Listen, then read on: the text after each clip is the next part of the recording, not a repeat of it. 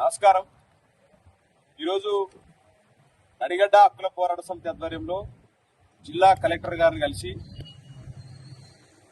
ఎవరైతే ఈ సంవత్సరం అత్యధికంగా ఫెయిల్ కాకుండా కూడా ఫెయిల్ అని చెప్పినారో వాళ్ళ మీద, మరియు నిజంగా ఫెయిల్ అయినా కూడా పూర్తిగా బాధ్యత మన రైతు కమిషన్ చెప్పినట్లు చట్ట ప్రకారం అసలు జీఓటీ అనేది కంపెనీకి వాళ్ళకు అనుకూలంగా పెట్టినటువంటిది, పూర్తి బాధ్యత వాళ్ళదే. కాబట్టి ఫెయిల్ అయిన వాటికి కూడా ఖచ్చితంగా పరిహారం ఇవ్వాల్సిందే అని చెప్పేసి కమిషన్ ఏదైతే చెప్పిందో వాటి విషయాలను అన్నింటినీ కూడా ఈరోజు కలెక్టర్ గారి దృష్టికి తీసుకెళ్లి జిల్లాలో ఉన్నటువంటి ఫెయిల్ అయిన విత్తన పత్తి రైతులందరికీ కూడా పరిహారం ఇస్తూనే మరొక వైపు కూడా ఫెయిల్ కాకుండా కూడా ఫెయిల్ అందని చెప్తున్నటువంటి ఆర్గనైజర్ల పట్ల, కంపెనీల పట్ల తగు చర్యలు తీసుకోవాలని ఈరోజు కలెక్టర్ గారు కలిసి వినతి పత్రం సమర్పించడం జరిగింది.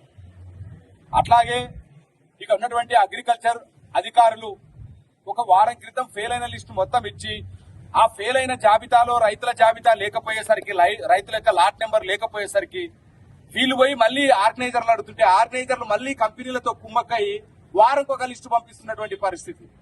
అంటే వారం క్రితం ఒక లిస్టు అమర్ బయటకో వేదనో ఇంకోటో ఏదో అనుకోండి, వానపాములు అనుకోండి, వారం క్రితం ఒక లిస్టు పంపించి వారం తర్వాత క్రిస్టల్ మళ్ళీ ఈ రోజు నిన్న ఒక లిస్టు పంపించింది. అంటే వారం రోజుల లోపలే ఉన్న తేడా ఏంది?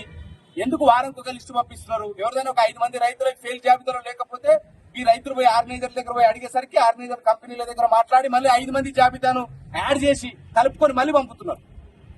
అంటే ఎప్పుడు పోయిన సంవత్సరం ఇప్పటికి 7 నెలలు కావస్తున్నా ఇప్పటిదాకా కంపెనీలు ఫెయిల్ అయిన జాబితాని ఎందుకు ఇవ్వడం లేదు? అంటే వారంకోసారి ఫెయిల్ అయిన జాబితా 5 మంది 10 మంది 5 మంది రైతులు పెరుగుతూనే ఉంటాయా? 7 నెలల నుంచి అంటే వారం లోపలే మళ్ళీ దానికి జీఓటీ టెస్ట్ తెలిపి మళ్ళీ వారం లోపలే మళ్ళీ ఫలితాలు తెలిపి మళ్ళీ ఫెయిల్ అయినట్లు ఎట్లా పంపగలుగుతున్నారు?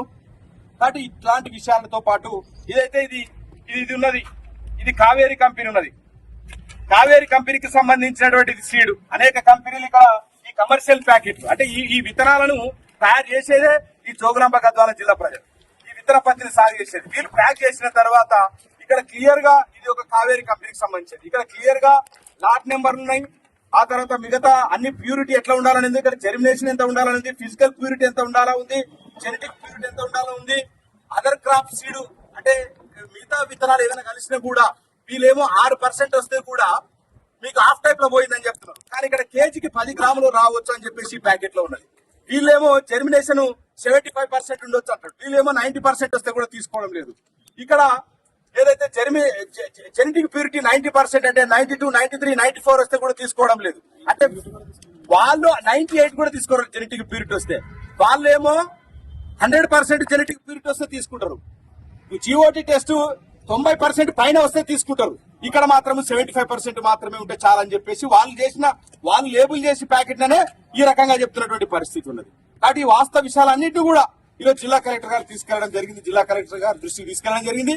ఈ కంపెనీలు, ఈ ఆర్గనైజర్లు ఈ దోపిడీని కనుక ఆపకపోతే ఖచ్చితంగా నడిగడ్డ హక్కుల పోరాట సమితి ఆధ్వర్యంలో విత్తన పత్తి రైతులందరినీ కూడా సమీకరించి రాష్ట్ర ప్రభుత్వానికి తెలిసేలా ఏదైతే ఈ రోజు ఏర్పడినటువంటి కాంగ్రెస్ ప్రభుత్వం అది ప్రజా ప్రభుత్వం, రైతు ప్రభుత్వం అని చెప్పుకుంటుందో ఆ రైతు బాధలు ప్రభుత్వానికి తెలిసేలా రాష్ట్ర రాజధానికి మహాపాదయాత్ర కూడా చేపడతాం త్వరలోపల. ఈ ఆర్గనైజర్లు, ఈ కంపెనీలు ఈ దోపిడీ ఇప్పటికే ఆపకుండా అట్లాగే కొనసాగిస్తున్నటువంటి పరిస్థితి ఉన్నది.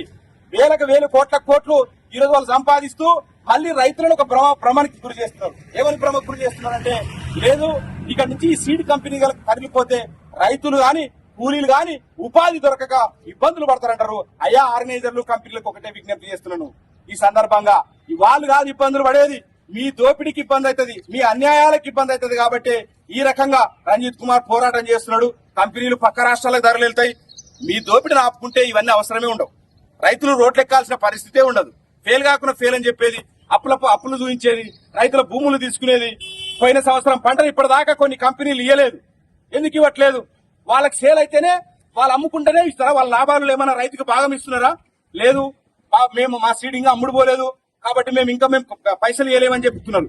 7 నెలలు కావాల్సిన పేమెంట్ ఎందుకు ఇవ్వడం లేదు? ఖచ్చితంగా కంపెనీల ముందర రైతులందరితో కలిసి ఖచ్చితంగా కూర్చుంటాం. ఏదైతే ఈ రోజు వారానికి ఒకసారి లిస్టు పంపిస్తున్నారు అట్లాంటి కంపెనీల మీద, అధికారుల మీద కూడా కోర్టుకు వెళ్తాం, హైకోర్టుకు వెళ్లే ఆలోచన కూడా ఖచ్చితంగా చేస్తా ఉన్నాం. కన్స్యూమర్ కోర్టుకు వెళ్తాం, హైకోర్టుకు వెళ్తాం. ఎందుకోసం అంటే చట్టం క్లియర్ గా చెప్తా ఉన్నది. ఏదైతే ఒప్పందం ప్రకారం వ్యవసాయం చేసేటోళ్ళు ఎవరైతే ఉన్నదో 2006 మనం చెప్పినటువంటి రైతు కమిషన్ సభ్యులు సునీల్ గారు క్లియర్ గా చెప్పినారు. అయ్యా ఒక చట్టం ఉన్నది, అది కాంగ్రెస్ ప్రభుత్వమే చేసింది. 2006లో ఒక చట్టం చేసింది, ఆ చట్టం 2005లో ఒక చట్టం చేసింది.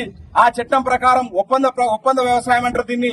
ఒప్పంద వ్యవసాయం ప్రకారం ఒక కంపెనీ గాని, ఒక వ్యవస్థ గాని, ఒక వ్యక్తి గాని విత్తనాలు ఇచ్చి పండించిన తర్వాత మేము కొంటామంటే దానికి ముందుగానే ధర నిర్ణయించాలా. కాబట్టి వాళ్ళు ఏదైతే హామీ ఇస్తారో ఎకరాకి నీ క్వింటాలు దిగుబడి వస్తుందని చెప్పేస్తే తక్కువగా దిగుబడి వస్తే వాళ్ళు ఇచ్చేటువంటి హామీ మేరకు నష్టపరిహారం ఇవ్వాలా. 10 క్వింటాలు పడుతుంది అంటే 2 క్వింటాలు పడితే మిగతా 8 క్వింటాలకు కూడా నష్టపరిహారం ఇవ్వాలా. ఈ ప్రక్రియలో ఈ ఒప్పంద వ్యవసాయంలో భాగంగా ఎవరైనా రైతుల భూములు గుంజుకుంటే కూడా వాళ్ళపైన చట్టపరమైన చర్యలు తీసుకోవచ్చు. ఆ చట్టం ఉందని చెప్తుంది కాబట్టి ఆ చట్టం ప్రకారమే ఆ చట్టాన్ని వినియోగించుకుని అవసరమైతే వినియోగదారుల హక్కుల చట్టం దానికి పోతాం, కన్జ్యూమర్ కోర్టుకు వెళ్తాం, ఖచ్చితంగా హైకోర్టుకు వెళ్తాం. రైతుల యొక్క బాధలు తీరేంత వరకు, ఈ ప్రాంతంలో ఆర్గనైజర్ల కంపెనీల దోపిడీ ఆగేంత వరకు కూడా ఖచ్చితంగా నడిగేటట్ల పోరాట సమితి పోరాటం చేస్తుంది. ఈ వాస్తవ విషయాలన్నింటి కూడా కలెక్టర్ దృష్టికి తీసుకెళ్లాం. ఇకనైనా కానీ కంపెనీలు వారంకొక లిస్టు ఫెయిల్ అయిన లిస్టు ఇస్తే మాత్రం ఖచ్చితంగా అది మానుకోవాలా.